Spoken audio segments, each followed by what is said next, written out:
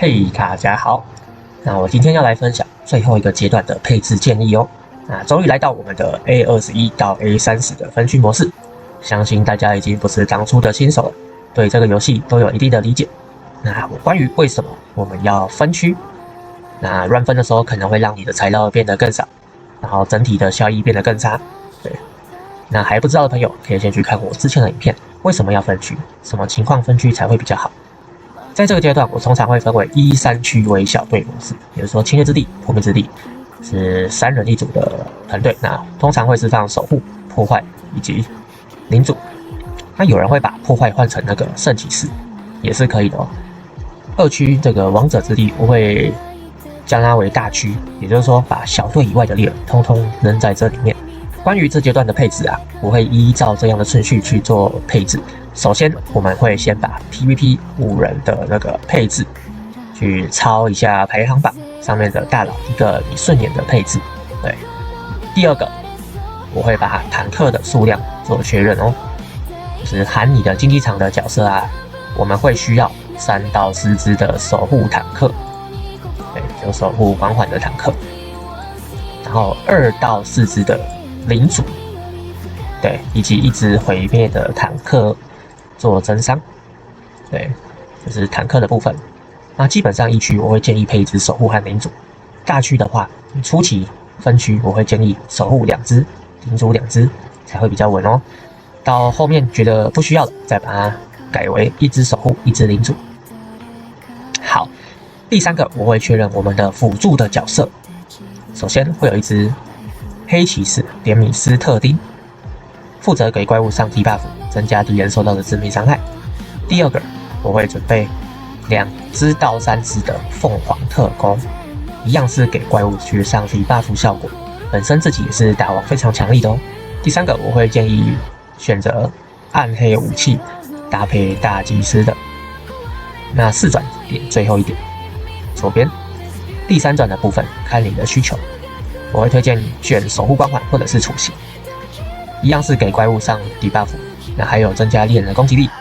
这边我是让我的单刷地下城的圣骑士担任，打王的时候会放出来帮忙哦。第4个我会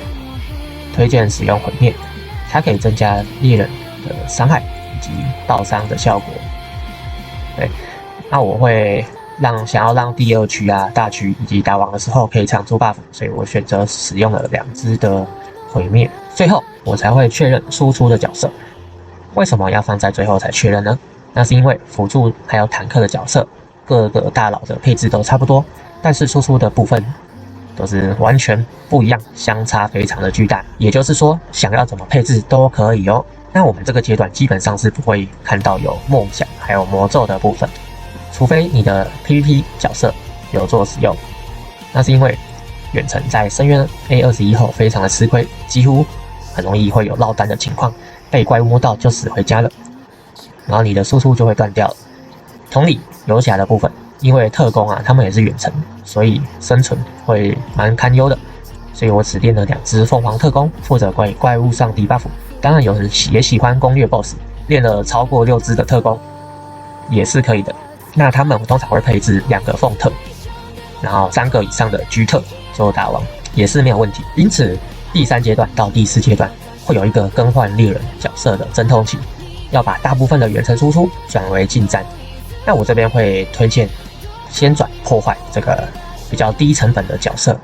那次要的话我会选择使用黑骑士，然后我不会推荐使用审判，因为现今的版本审判的输出真的输给破坏还有黑骑士太多了，不管是野区还是 BOSS 都是。那审判的部分啊，我是因为装备已经弄好了，加上没有好的自来的猎人，所以就懒得改，硬着头皮继续使用审判哦。对，所以直接建议大家转破坏和黑骑士就可以了。接下来我会分享我的配置，还记得我之前所说的，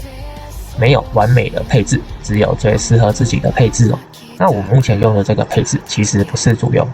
那纯粹是因为我懒得大改。对，因为改你的阵型真的要浪费很多的资源，然后因为版本的变动就会变得更不一样了。我这边分享就是法师4只，游侠3只，狂战6只，圣骑7只，黑骑2只，总共22只。当然不推荐直接抄，对，也是要依据你的现有资源去做配置。好，以上这就是我4阶段22个人口配置的全部攻略，那就到这边全部结束啦。最后还想跟大家说一句，装备是活的，配置是死的。根据你现在手里所拥有的装备和资源，慢慢的做微调，然后调整出最适合你的配置。如果你还有其他的猎魔村问题，欢迎在下面留言，或者是直接到官方的 DC 群组，以及我们的燕草赖社群，里面有非常多热心的玩家可以帮你做见解，所以大胆的把你的角色的配置啊，就是鉴宝卡的部分、装备属性以及面板丢出来给大佬见解就可以咯。以上，感谢大家的收看，我们下支影片见，大家拜拜。